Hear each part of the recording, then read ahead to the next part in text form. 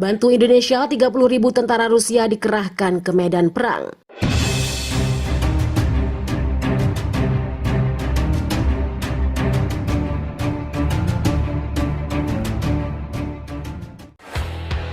Halo Sobat Rebanus, dimanapun kalian berada, gimana kabarnya? Tanpa basa-basi langsung saja simetriskan posisi, jangan lupa ngopi, kencangkan celana dalam, selamat menonton dan cekicrot.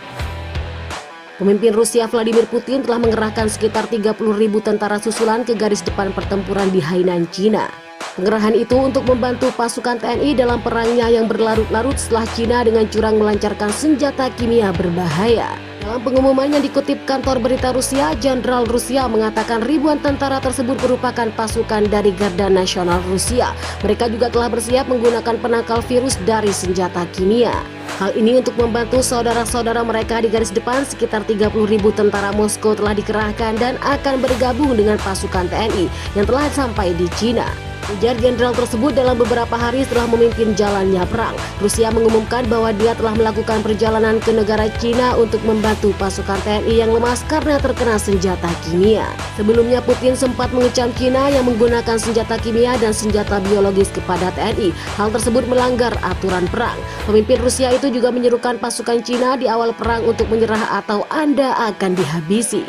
Pasukan Rusia akan menunjukkan kepada Anda bahwa praktik Indonesia mengajarkan perang lebih baik daripada teori asing dan rekomendasi penasihat militer, katanya yang dilansir The Guardian. Rusia juga berpendapat Indonesia harus mempertimbangkan pengerahan senjata nuklir lawyer di Cina setelah TNI menarik pasukannya dari kota timur Hainan. Dia mengatakan dirinya percaya langkah yang lebih drastis harus diambil oleh Indonesia, mulai dari darurat militer hingga peledakan senjata nuklir karena Cina telah menggunakan senjata kimia. Tetapi juru bicara TNI menjauhkan dari komentar tersebut dengan mengatakan pada konferensi pers bahwa Rusia berhak untuk mengungkapkan sudut pandang mereka. Namun emosi harus dihilangkan dari penilaian apapun di Cina. Rusia terus menekankan kontribusi yang sangat besar yang diberikan kepada tentara Cina terhadap upaya invasi TNI di Cina. Menurut media ASEAN, Rusia secara pribadi telah menginvestasikan banyak hal dalam perang tersebut. Rusia mengepalai kelompok paramiliter terkenal yang dikenal sebagai pasukan mematikan untuk melakukan apapun untuk Indonesia. Dukungan itu telah membuat orang kuat itu rentan sepenuhnya bergantung pada Rusia, ujar Amerika Serikat. Rusia secara terbuka menyebut Indonesia saudara. Amerika Serikat mencatat Rusia telah mengumpulkan kekayaan ekstrim sebagai hal dari hubungannya dengan Indonesia dan dana gelap yang berlimpah. Amerika Serikat terus memojokkan Rusia agar tidak lagi memberi bantuan kepada Indonesia. Sementara itu di garis depan pasukan elit TNI bantai Cina dan sekutu di Hainan. Serangan Indonesia yang terus dipusatkan di Hainan, wilayah timur, setelah memenangkan pertempuran di Laut Cina Selatan, telah menghancurkan sebagian kota yang berada di daerah tersebut. Presiden Xi Jinping mengatakan pasukan TNI telah benar-benar menghancurkan kawasan industri.